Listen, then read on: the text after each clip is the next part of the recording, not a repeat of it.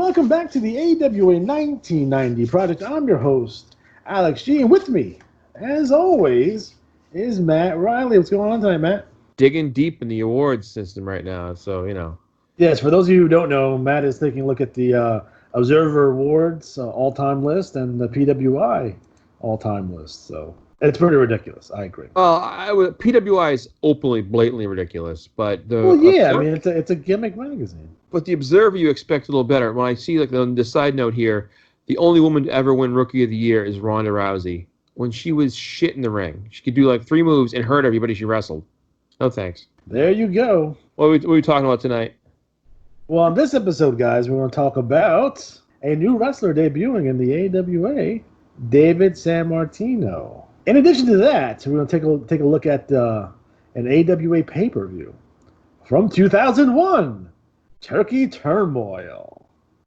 We're going to start off with Turkey Turmoil because it's real interesting. A battle royal has long been a crowd-pleasing matchup amongst a battalion of men whose combined weight has often exceeded 5,000 pounds. Not only does this match offer an array of dangers from many different angles, but also wrestlers would pay thousands of dollars to promoters in hopes of winning up to $100,000. Now, the money is nice, but the real prize comes if your hand is raised at the end of a battle royal. You see, winning a battle royal also meant that you earned an opportunity to face the world champion. Any wrestler would be very thankful for the opportunity, but first they must survive the Turkey Day Turmoil.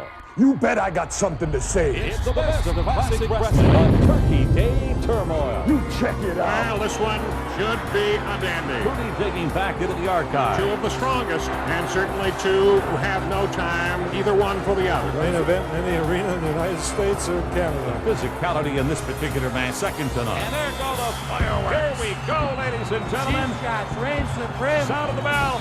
Sound of the bell. This is going to be a classic example. Oh, what a night. Check it out. Hello again, classic wrestling fans. I'm Mean Gene Okerlund with another classic documentary look back at professional wrestling history. Superstar Billy Graham provided wrestling with one of its greatest personas. His pumped-up muscles and incredible gift for gab was a unique package that, when mixed with the colorful wardrobe and an incredible charisma, provided a wrestler that many would try to emulate for years to come. The superstar steps into the ring at the old International Amphitheater in Chicago, Illinois, to face one of the all-time greats in Wilbur Snyder. Here we go. People are probably wondering, like, hey, why'd you choose this show? Because the way modern wrestling is and the way we consume modern wrestling, it is a very important show. It wasn't necessarily the first, but it was probably the highest profile federation that doesn't exist anymore, that's dead, that's not running current shows, and they're on pay-per-view doing best of pay-per-views and doing, from what I understand, exceedingly well, which has to turn the light bulb on in someone's head that, hey, listen, we have all this content, we need to figure out a way to monetize these old matches. Now, you know, they're transitioning, back in 2001, they're transitioning from VHS to DVD. And then, again, we start seeing a lot of the best of DVDs and the best of WrestleManias. And they started releasing a lot of the older WrestleManias back on DVD. And the big DVD boom, right?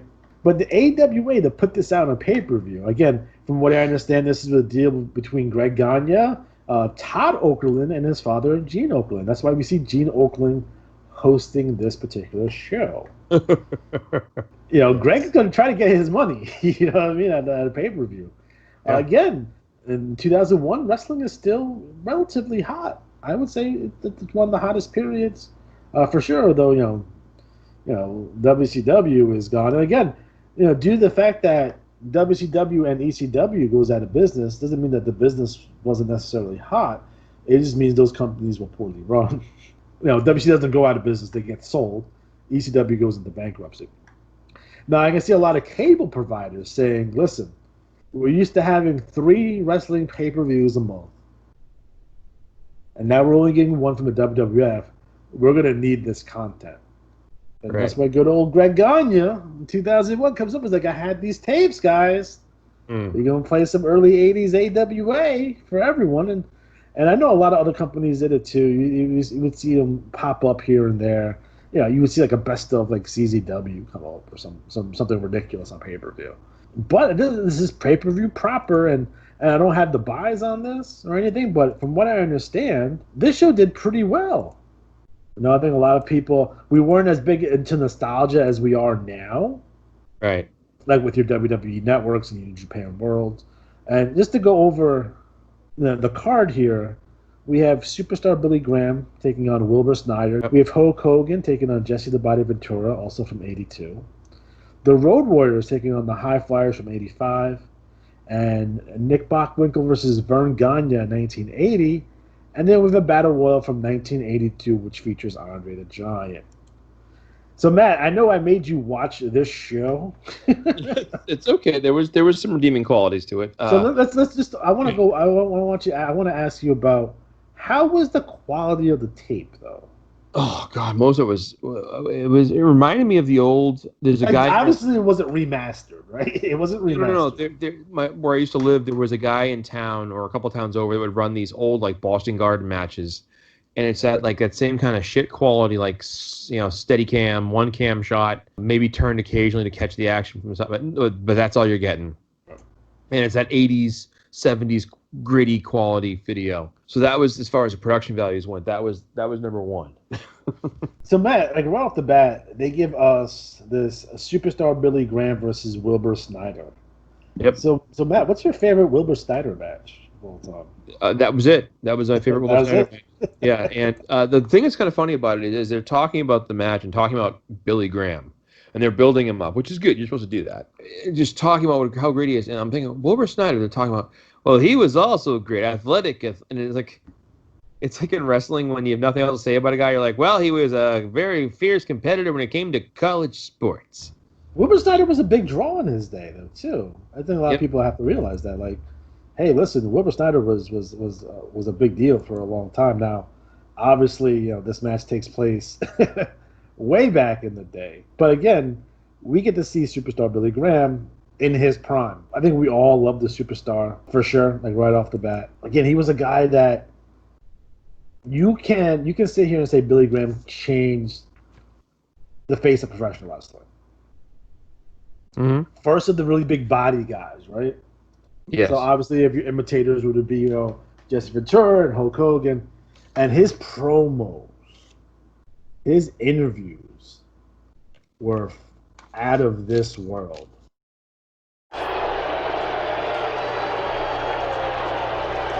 To my left, ladies and gentlemen, the reigning Worldwide Wrestling Federation heavyweight champion Superstar Billy Graham before another capacity crowd here in Madison Square Garden. There are those here who certainly are in your favor, those who are not, Mr. Graham. Some are booing, some are cheering, but nevertheless, there's pandemonium tonight. There's excitement. Look at the people's faces. Look at the people's expressions. Can you feel it? Look at you. You're excited because I am the champion, the Worldwide Wrestling Federation champion. How can I retain this belt? Why am I still a champion after months and months and months? Because I'm in shape. I'm powerful. I'm strong. I wake up every morning, work out for 5 hours, run 19 miles a day, swim across the Atlantic Ocean. Unbelievable condition. I am the man of the hour, the man with the power. Too sweet to be sour. Mystery excitement. Look at the pandemonium. Look at the thousands of people. Will you defend your championship in other areas here in the United States? Anywhere in the world. Japan, Australia, United States, California, Mexico. I don't care. Central America. Any state, any city, anywhere. That man is from Japan. All even dependent in Japan. Anywhere you want it. Thank you very much for your time. Superstar Billy Graham.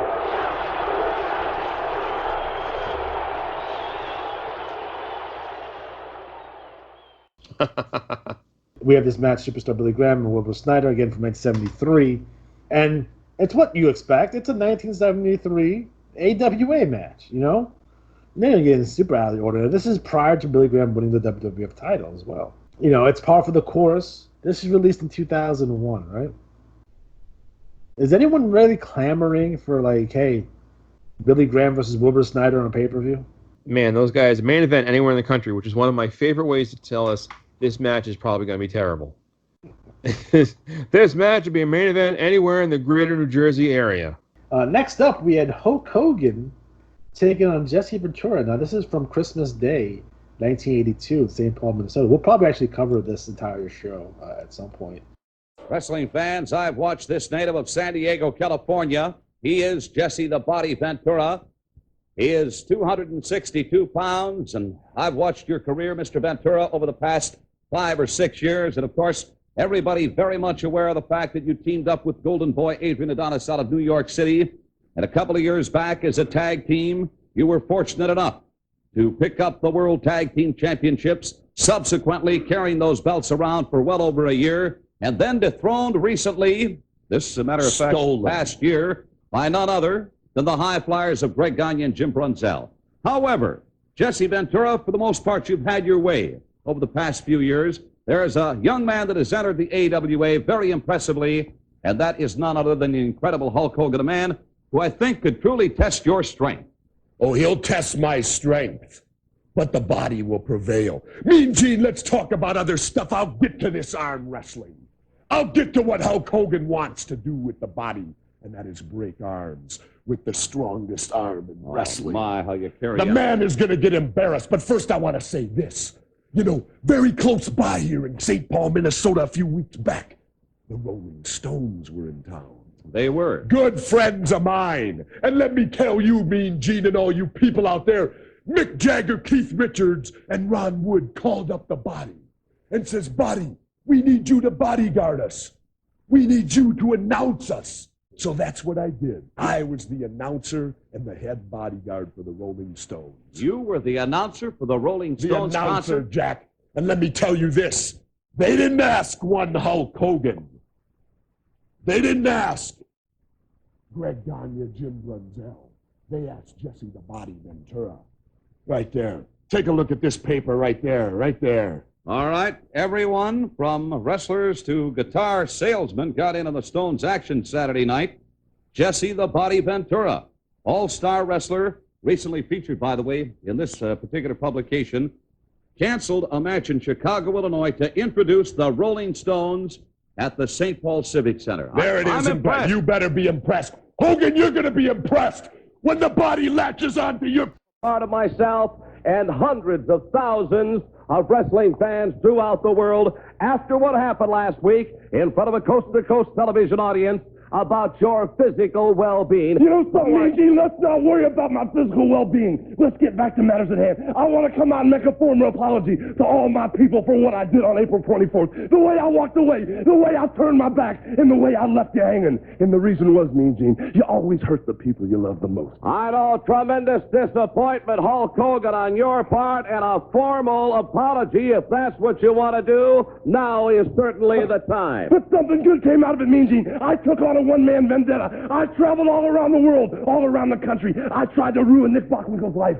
and I almost did it. But something better than that happened. Everywhere I went, the people said, Hulkster, come back and wrestle for us. We get the gut to have you. And you know something? I got thousands and thousands of cards, letters, petitions, everywhere I went. And I want to thank each and every one of you because it means so much to me. And yes, sir, the love affair will go on and on because this is a great country of America and you can always change your mind. And yes, I'm back to wrestle again in the AWA. What about Nick Bockwinkel, the world's heavyweight champion? Hulk Hogan. You know, Mean Gene, you can put Nick Bockwinkel at the end of the list. Everybody knows I can beat him on any given day. The person I want to talk about is this Mr. Saito. Everybody knows that the Hulkster's American-made from head to toe. And Mr. Saito, you're the first man alive to ever put a mark, a scratch, or a blemish on the Hulkster's body. And you're going to pay dearly for it. Hulk Hogan, that bandit. Oh, my word, look at that scar of I can't believe it. Can our television camera pick not a mark on this man's body until this incident when that trophy was rammed into your chest by Mr. Saito? You know something, Mean Gene? I've never drawn a line between race, color, or creed, and I judge a man by looking into his eyes when I see his soul. And when I looked into Mr. Saito's eyes, I saw evil everywhere. So right now, Mr. Saito, you're going to face the red, white, and blue. Red, because I'm red hot about the whole situation, and white, because I'm a dirty white boy, and blue because that's the color you're going to be. And I pity you when you step in the ring with me. I've got rays running from head to toe, and I will not forget the mark and the blemish upon the Hulkster's body. And I've got everybody behind me now. And Mean Gene, I pity the man when he gets in the ring with me. Well, the people obviously wanted you back, Hulk Hogan. Now is the time, I'm certain, that promoters throughout the AWA heard what you had to say. You said it, Mean Gene. I'm back to stay, and I'll never leave again. It's truth, justice, and the Hulkster's way. And Hulkamania's running wild. The incredible Hulk Hogan making the statement, thousands of petitions. He has made the decision. Down the road. But if you're going to do this pay-per-view for DirecTV, if you're going to do this pay-per-view, and you have Hogan footage, you have to show it, don't you? So that's a no-brainer for sure. Yep. And then you have Jesse, and Jesse is still governor at the time, maybe? Maybe at the time. I know he was governor in '98 for sure. One of the interesting things about the whole entire setup was the first match did a lot to establish what Billy Graham did and brought to the ring and how he was, the personality. And then they parlayed that into both Jesse Ventura and Hulk Hogan, who were both sort of similar wrestlers in a lot of ways. The size, physique, inspired by, and they all but called Jesse Ventura a clone of him. And essentially, they were like, oh, and Jesse Ventura was jacked. And we talked before about how Jesse Ventura was really one of those big losses in wrestling, really thought he was going to be a lot bigger star and, all that stuff. But again, we never got the Hogan-Jesse feud in '84. Because Jesse, with his blood clot issues. And he wrestled for a little bit longer than I think he retired full-time in '86. It was supposed to be Hogan and Ventura. It was supposed to be a big feud, and I think that would have done extremely well in the early expansion era for WWF. Both, big guys. Jesse's a big flamboyant character. Hogan is Hogan, obviously. The promos alone would have been amazing, and I think they would have done fantastic business. And I believe Ventura gets replaced by Big John Studd, who is literally, and I like John Studd, but he's a zero on a promo. He's zero. Big John Studd, alumni of my Killer Kowalski's Pro Wrestling Institute. Sure is. Absolutely. So we see Hogan here and Ventura in '82, and it's a worthy match to check out. It's on YouTube. Go and check out this match because it's the two of the biggest stars in the history of professional wrestling. And if you're going to do a best of pay-per-view in 2001, you got to throw Hogan on there for sure. I would have thrown the Rockers on this show too, but they didn't do the Rockers on here. Because Rockers a little bit more contemporary than some of these guys. Again, there's not a match here. The latest match is 1985, so you're talking about these matches are at least 15 years old. So yeah. I know you don't want to. I know you don't like that era. A lot of people do not like the late '80s era AWA, but you could have 100% thrown that Midnight Rockers versus Buddy Rose and Doug Summers match on. Oh yeah, all that was a good time. You know what I mean? That was always a good spot on the ESPN 4:00 broadcast. Or throw out that Saito versus Zbyszko from the Tokyo Dome, because it's 50,000 fucking people on it. And you're like, hey, fuck. Up next, we have your favorite tag team, the High Flyers of Greg Gagne and Jim Brunzelli. Now, you can't put together a best of AWA show without having Greg on the show. Am I wrong? Nope, you can't. That's Greg Gagne is money. Butts in the seats right there. They're taking on the Road Warriors, and the Warriors and AWA. I've said this before, and I'll say it again. The reason why the AWA didn't drop in their attendance once Hogan left was the fact that they brought in the Road Warriors. We come to you, Crusher and Baron. That's why we demanded to Stanley Blackburn that we have a title match. It could not be denied. 275 pounds of muscle and 290 pounds of muscle. Crusher and Baron, you have signed the dotted line, and you have signed away the AWA belt. For destiny lies with the Legion of Doom and the Road Warriors, and your destiny, Crusher and Baron, lies in defeat. Tell them all. Hey! Crusher and Rasky, listen up. I want you to watch this. I want you to look at this. This here thing. I call it the level. You want to know why I call it the level? Because that's what you are after it hits you. Level. Now this is sick. This don't care. It never has and it never will. And he don't care about nothing. We don't care about nothing. And this is the best manager money can buy. So how do you figure you got a chance? I don't figure you got a chance at all. Tell him, Paul. Oh, yes, indeed. You want to see merchants of destruction? You want to see the lords of the ring? A true smorgasbord of violence. Believe me, you've never seen anything like them in your life. Backing up from no man on God's green earth, look into their eyes and imagine what they have seen. Look at their hands and imagine what they have touched. And next we will be touching the AWA belts, the World Championship belts, the most coveted belts in the world, and they belong to us. I'm sorry, gentlemen. We're out of time. Vance, we'll be back. They lose Hogan, but they don't feel it immediately. They lose a bunch of other guys, but they don't necessarily feel it immediately because the Road Warriors did fantastic business. Right. Think about the Road Warriors that made them so successful in the 80s. Like, what was it? I think it was a couple of things. One was the run to the ring, beat the crap out of your opponent, their power, physique, the look. It was all so different, and you know the song pumping out. It was a vibe. It was great, and I think a lot of people loved that, and they got over that way. I will say this: watching the High Flyers versus them, all I could think of was, well, you can tell which guy is the son of the boss. Because there is no way that these two guys should be giving them such a hard time. Like Jim Brunzell, I knew him more as the Killer Bees. Mm-hmm. But man, oh man, I was watching that match, and it's a classic size versus speed versus strength competition. They didn't say that in one of their commentaries, but I'm telling you, there's a point where Jim Brunzell has a wrist lock on on Road Warrior Animal, and they work this match like the Road Warriors are the faces because they're beating the hell out of them, and it gets so bad that Paul Ellering has to run in and cause a DQ to save his team from from fucking Greg Gagne. Come on now, come on. Like the guy who looks like the accountant who got lost and got put, here, put these trunks on, but I'm not the wrestler. Get in there and fight. Okay. I always remember thinking that, like, come on, Greg, go to the gym. Like, just go. And all I could think of was his father was sitting there, like, making sure everything he ate was like natural and no steroids and whatever else. But oof, that was a hard match to watch only because the Road Warriors should have been the powerful monster heels. And they were getting dominated throughout the match. The Warriors got over. But you know who else in sports got over around the same time as the Warriors? Mike Tyson.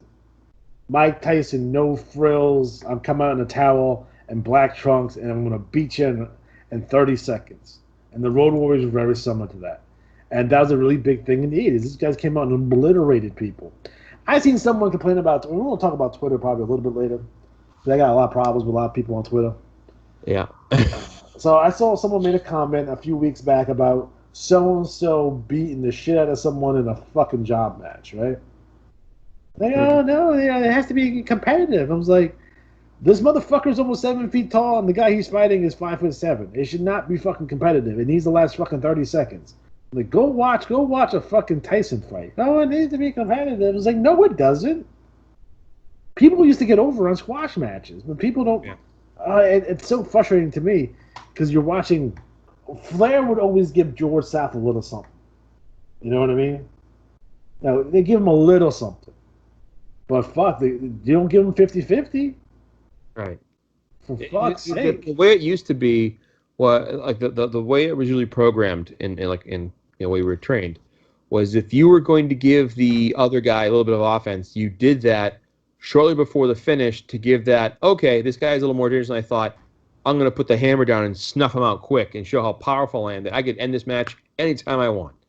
And there were some guys that could give him a chance, hey, you get a little something there. And like the Bret Hart used to do that sometimes with some of the job guys. You give him a little bit of offense, show him off, beat him, and give the handshake afterwards because it was a classy thing to do. But yeah, if Then you have gonna guys like fucking Ron Garvin out there and literally taking someone's thumb and putting it up their own ass on fucking TBS. that happened. That happened. Yeah. Oh no.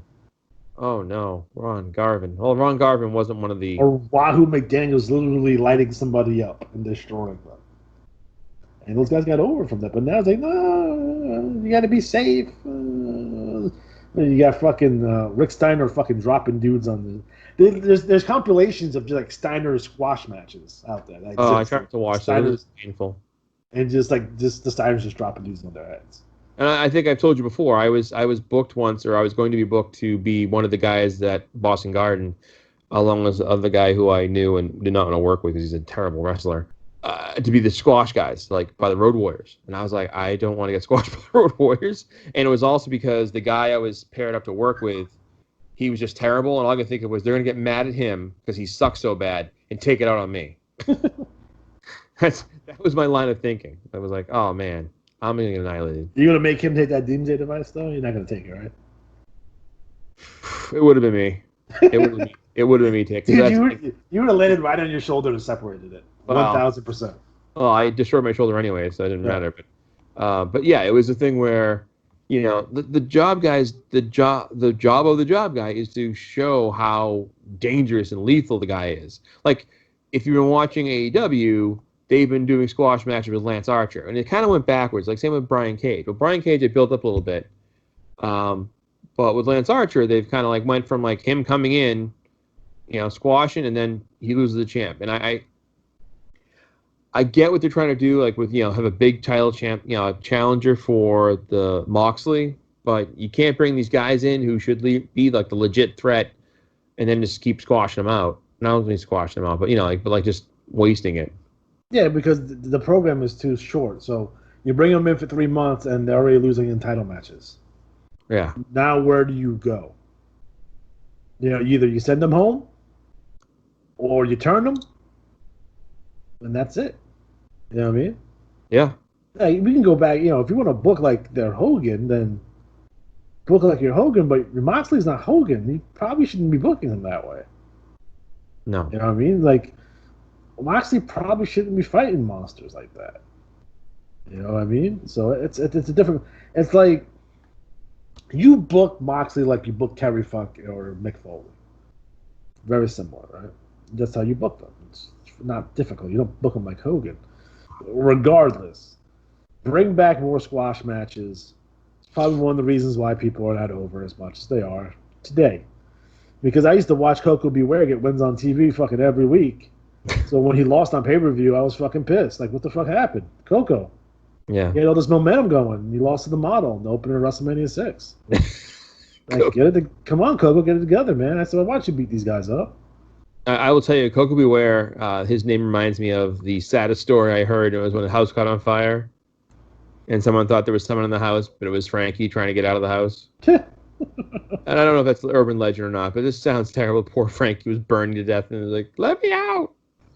You want to watch some interesting Coco Beware stuff? Watch when he comes back to Memphis in in '93, like post WWF. He's still working for WWF, but you know, post High Energy, and his interactions with Reggie B. Fine, they're fantastic. Reggie B. Fine. I know this is supposed to be an AWA show, but watch more Memphis, everybody. Just watch it. Just watch more Memphis. Watch more Memphis. Anyways, getting back to Road Warriors, they should have destroyed the High Flyers, and instead we got what we got. Well, look who the Road Warriors lost the belts to. Jimmy Garvin and Mr. Electricity, Steve Regal. Steve Regal. Ugh. Yikes. We love you, Steve, but you shouldn't beat the Road Warriors. Yeah. That's something that I think that hurts someone's. I think that hurts someone's like Jimmy Garvin went off to do like the Freebird stuff and all that stuff. Like, but Steve Regal's like, yeah, he's the guy that beat the Road Warriors. Like, this guy. Now, if it would have had fucking Buck Zumoff and Steve Regal beat the Road Warriors, I believe it. Yep. Or Don Cornudle. Don Cornudle. So what's our next match? Next match is Vern Gagne taking on Nick Bockwinkel for the AWA World Heavyweight Championship. This is 1980. This is Vern's retirement match. Oh. know what's interesting about Vern's retirement match? Oh, that it happened at all? That he wins the belt in his retirement match. Yeah, that was just, I was like, what? What?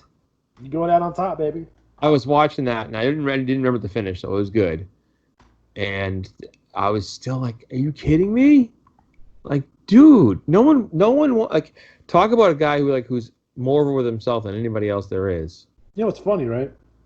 So Vern retires the champ, right?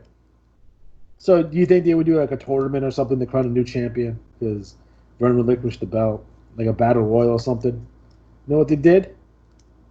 They hand the belt right back to Nick. No match, no nothing. So you have your world champion that can't beat this guy who's about to retire. Yeah, good call there, Vern.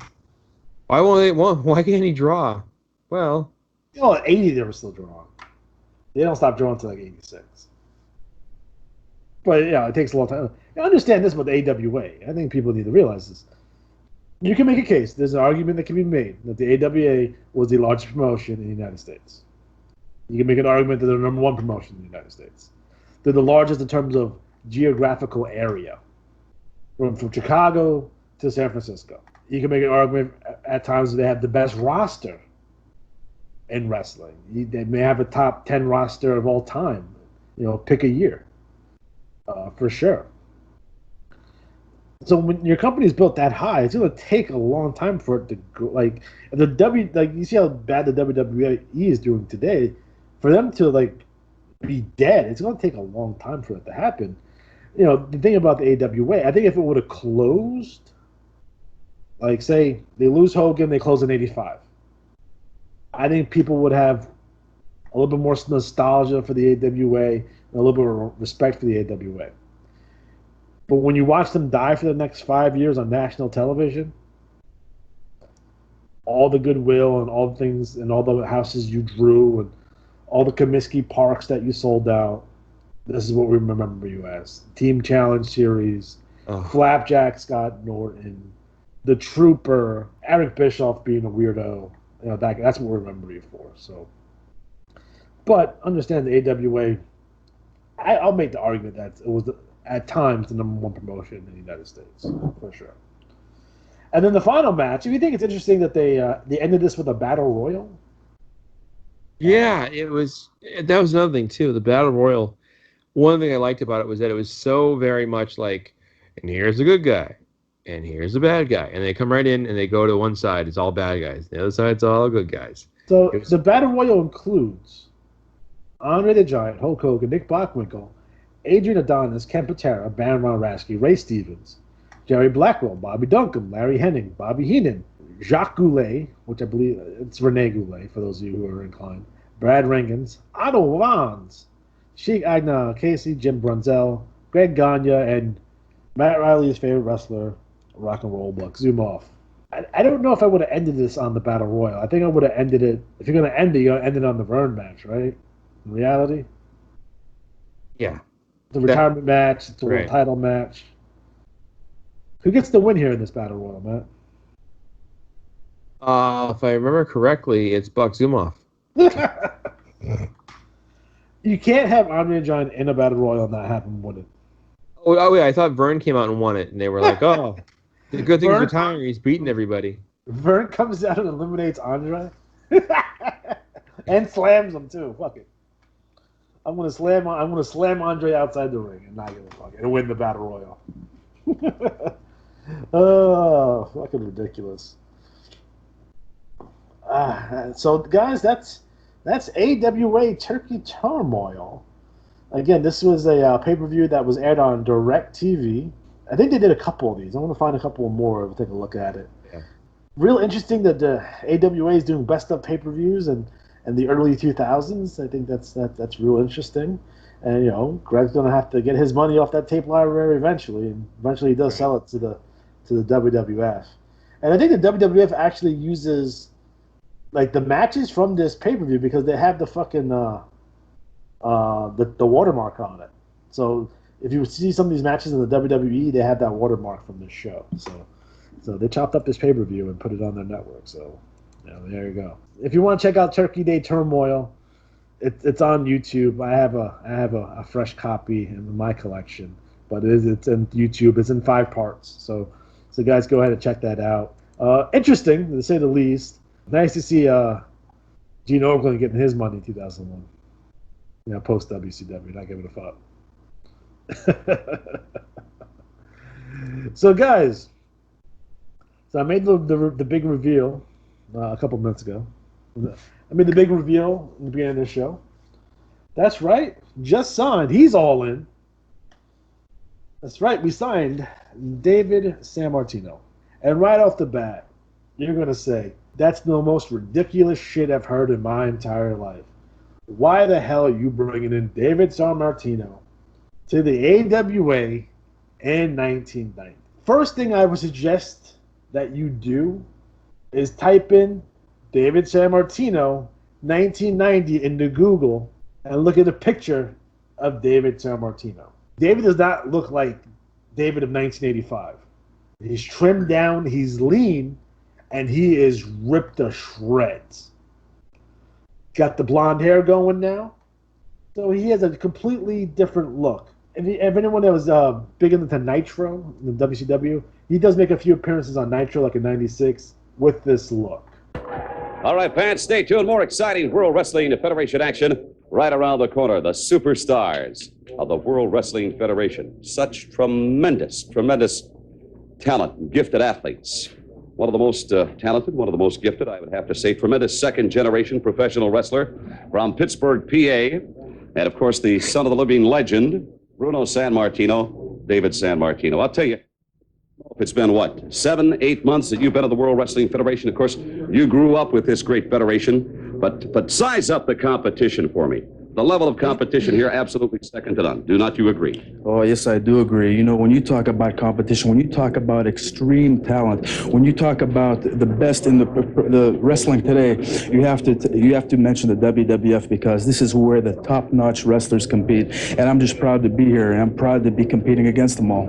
Okay, I'm very curious. You have done so very, very well in the World Wrestling Federation. I know that there's been a lot of input, a lot of influence on the part of your father in your career. What do you do on a day-to-day or on a weekly basis that involves your father, the former World Wrestling Federation's heavyweight champion? Well, me and Dad, you know, not only do we train, you know, when I came into Pittsburgh, but we talk a lot. He's jogging a lot, I know that. Does he get you out on the streets? Oh, yeah, Dad does. You know, Dad's a health fanatic all the way around, you know. And because of that, that's the way I grew up, you know, always involved in physical fitness. And he always stressed how important that has to do with professional wrestling. And the same for me. I just took a life insurance physical and passed with flying colors. Unfortunately, it's only for 15 grand, but go ahead. Yeah. But he always stressed how important that was with professional wrestling, and I grew up that way, and I came from the same mold. All right, thank you very much. Just shredded, like ridiculous. So we want to take a shot on David Sammartino. He's a project for sure, and we talked about guys that you come in and draw you money right away, guys you put in big spots. But we're going to take a chance on David, and here's why. To me, the most important thing is we're going to take someone that the WWF was not able to get anything out of. And that's not David's fault, that's the WWF's fault. We're taking someone that the AWA in prior incarnations weren't able to get the most out of. And we're going to do something brand new and different with this guy. I went back and I watched a bunch of David Sammartino matches. He's not bad in the ring. He just wrestles like bootleg Bruno Sammartino. That's the reality of the situation. In the ring, he's personally fine. On promos, yeah, but hey, listen, we're going to give him something he can sink his teeth into, and then we can see how it goes from there. But in ring, he's bootleg Bruno. One of the things we want to do for David is like, all right, we need you wrestling like it's 1990 and not 1965. So hey, I want you to go ahead and work out with Dean Malenko. I want you to go ahead and work out with Hector Guerrero. And I want you, we're not going to retrain you because that's disrespectful. You were trained by your father, and you're a perfectly acceptable professional wrestler. But we want to kind of modernize that style. So that style, and I'm going to bring him in with a smash mouth style. Like really aggressive. Everything looks like it's fucking kills. Because you're a jacked up dude. You need to wrestle not like Bruno, but a power wrestler in 1990. We can help you with that. The most interesting thing we're going to do with him right off the bat is we're going to bring him in. He's going to win a couple matches on TV. Then, as expected, because we're going to do what everyone thinks we're going to do. We're going to have Larry Zbyszko out there, and we're going to have David come up and ask Larry for a match. Not a fight. I want to do a nice scientific match with Larry Zbyszko, because we're going to take a little bit from that Bruno angle in 1980, right? Zbyszko blows him off because Zbyszko's a heel. Zbyszko's going to blow him off week after week. David's coming up. Hey, I want to get a match. I'm trying to get more experience. Hey, I learned all these new maneuvers. I want to have this scientific match with you. Larry, please help me out. Larry's giving them shit. And one of the things I want to make sure that we do is that when we bring David in, we never mention Bruno. Ever. Because I want the first person to mention Bruno to be Larry Zbyszko. Yeah. I don't want to mention it because I don't want him to be in that shadow. The worst thing that happened to David Sammartino is that he was not Bruno Sammartino. So we need away from that. But this angle might, being contrary to that, but we have to do it to get to where we need to go. So David's bothering Larry. Hey, mentor me, teach me, have a scientific match. I want to show you what I learned, what I can do. So finally, we come up with a scenario where Larry relents. Finally, fine. Will you leave me alone after this? Okay. So they go in the ring, and out of respect for Larry Zbyszko, his trainer, because again, Larry, even though they may not get along, Larry was trained by Bruno Sammartino. Larry was mentored by Bruno Sammartino. Yeah. You can make a case that David and Larry are sort of kind of brothers. Okay. So they're going to have the scientific match, and Larry's just wiping the floor with them. Just escaping, and they'll do all this shit. And then finally, Larry gets bored, and finally he just pins him. He goes outright and just pins him, right? More amateur wrestling style. So Larry gets the win, and then he's looking for David to all right, here, now will you leave me alone, please? Shake his hand and tell him, will you please leave me alone? David gets pissed, picks up a chair, and fucking waffles Larry Zbyszko in the head with it. Just like Larry Zbyszko did to Bruno back in the day. We're going to play off that angle. He waffles him. Larry gets fucking color. He fucking storms off. He yells at Shivani or Jesse, whoever or Bischoff. He maybe throws Bischoff around. He's fucking pissed and he fucking leaves, right? And now fucking Zbyszko's fucking hot. He's busted wide open. So the next thing we do is that we bring out Paul Heyman, Paulie Dangerously, and he's going to introduce the world to the new David Sammartino. Now we got the blonde hair. Maybe we throw a beard on him, give him that stubble, maybe give him that Rob Lowe look. Maybe we put him in a fucking mohawk. He definitely has to have a leather jacket. And now we have David Sammartino as a heel, managed by Paulie Dangerously. In addition to that, he's going to have 2-minute squash matches where he destroys everyone on TV. We're going to give him a brand new finishing maneuver. And I'm thinking to myself, what finishing maneuver can I give David Sammartino to really cement home, to hammer this part home that he is now a heel? David's going to use the camel clutch as his finisher. Now, people may remember when Scott Steiner would use the camel clutch, and he's the big jacked up dude doing the camel clutch. It looked fucking devastating, right? We're going to do that with David.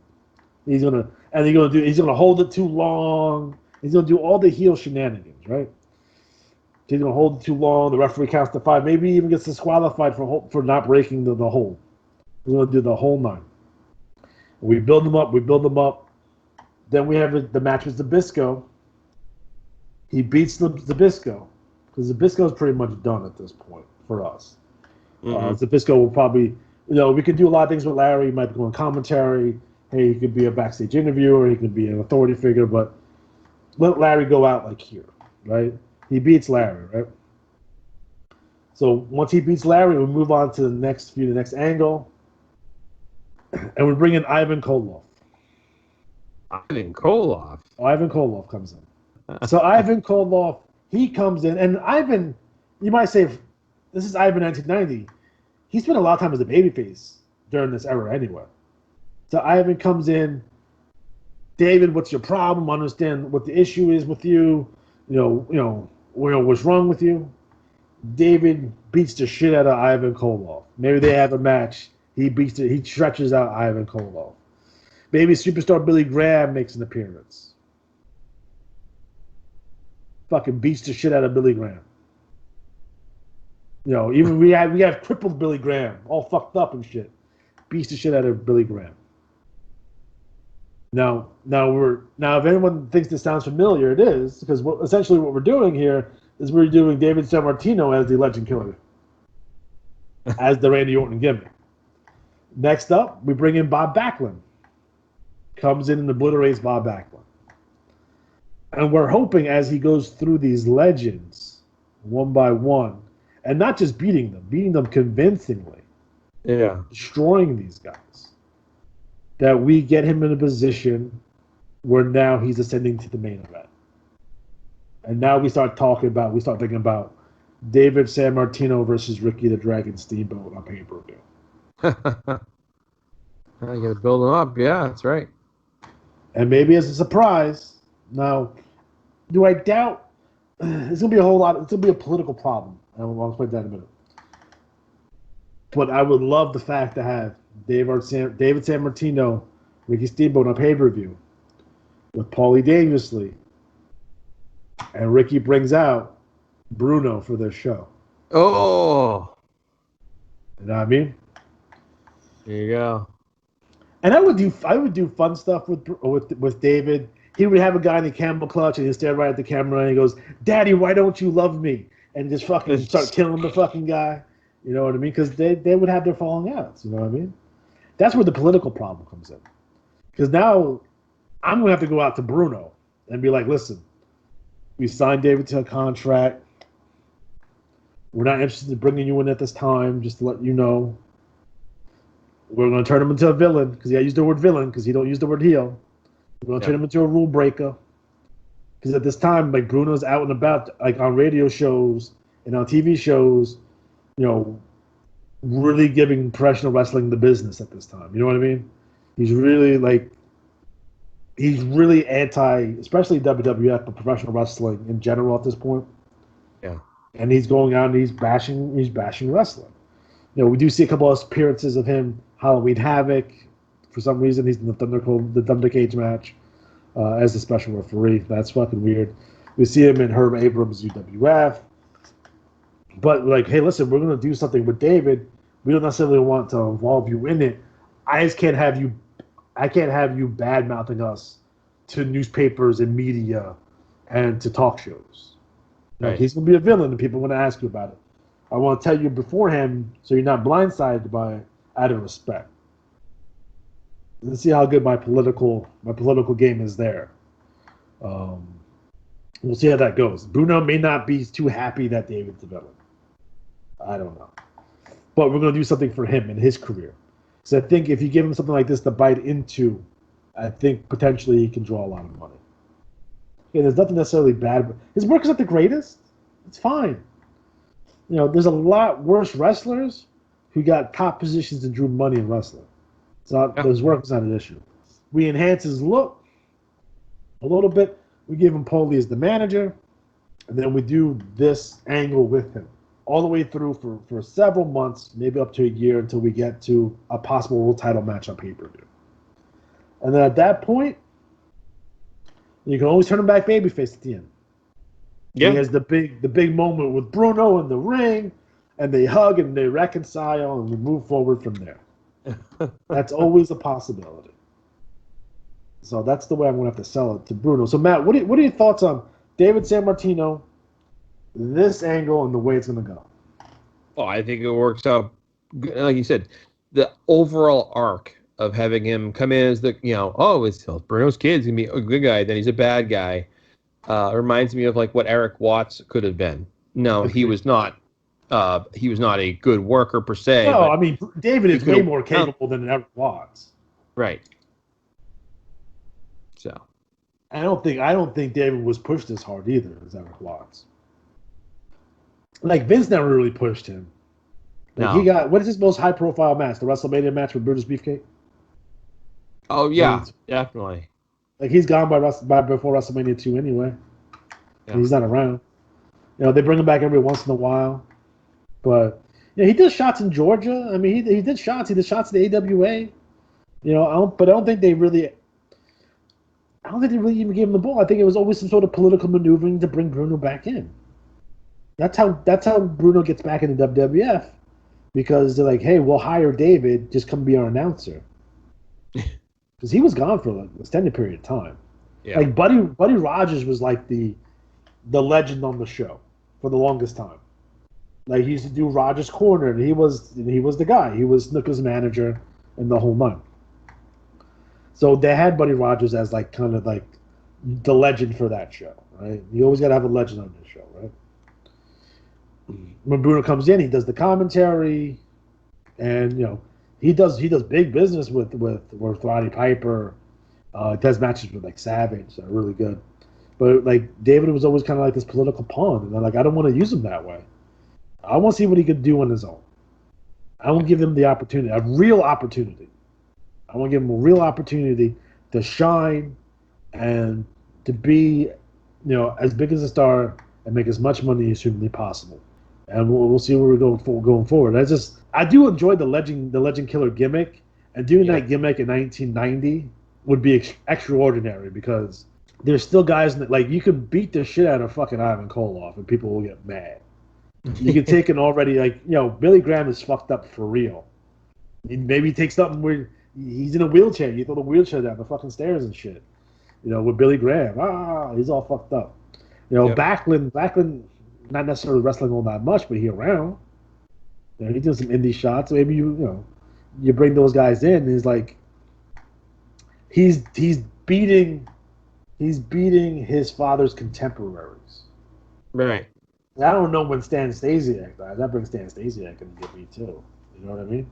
Stan Stasiak. There's guys that you could bring in for that. You know what I mean? And I'm not saying that's going to be his primary. It's going to be his primary focus, but I'm not saying that he's not going to have matches on pay-per-view with like a Jeff Jarrett or something. You know what I mean? Yeah. Because that we got to have him have modern matches too. To get him ready. Like obviously, if we're going to put him on pay-per-view in a title match, like he's going to have to get wins over current contemporary wrestlers like Jeff Jarrett, Owen Hart, and those kind of guys to make sure that he's established enough to draw money on pay-per-view. But I think when it comes to David, let's take a shot here, and egotistically for myself, I want to succeed at something that Vince McMahon failed at. Right. You couldn't get him over. Look, we got him over, and now he's the big draw for us. I'm not going to go out there with a sledgehammer and break thrones. You know what I mean? Yeah. It's not necessarily good for business. But I will take a guy that you couldn't do anything with, and then look what I did with him and you couldn't do with him. You know what I mean? So, like, that's something I would take more pride in, this some sort of big showy stuff on television. Being like, oh, fuck you, Vince. Fuck you, WWF. It's like, no, we took David Sammartino, and now he's a superstar. You couldn't do that.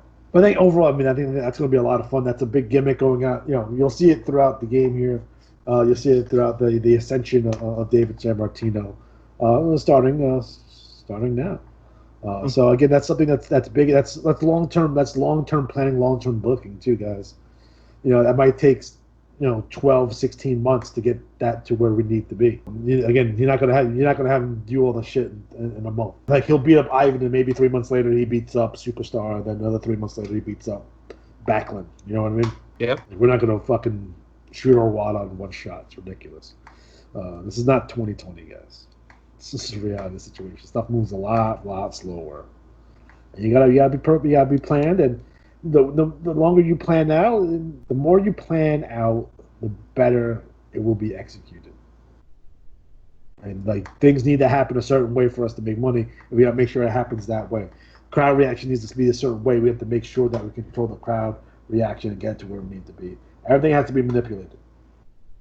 And I think there's a lot of people, today don't understand that everything is being manipulated from your emotions to the reaction. Everything is manipulated. Everything is where I need it to be. Like I'm in control, not you. I'm the puppet master on the strings, right? So that is David Sammartino and what we're going to do with him going forward. Guys, don't forget that right now we're on our big feud with Jerry the King Lawler and Ricky the Dragon Steamboat.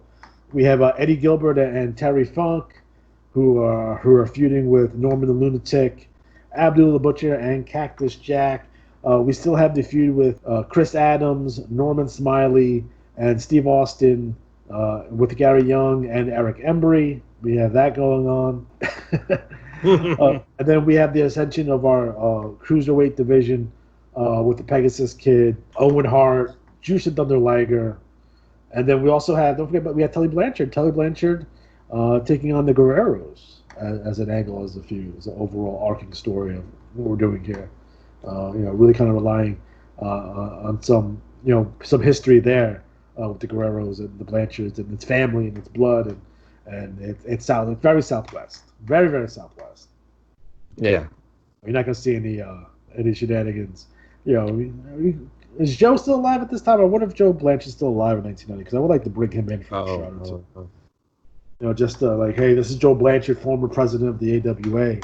You know what I mean? Tully's father. So, I would like to bring him in and have him do some shots for us as well. So, but I think overall, I mean, that's the direction that we're heading. Again, we still have guys like Bam Bam Bigelow and Scotty Flamingo still running around. We have Bundy, who we're getting over, and he's squashing guys to get ready for Steamboat down the road. We're getting Lawler promos in from Memphis, because I really want to do that, because I think that's important to what we're doing moving forward.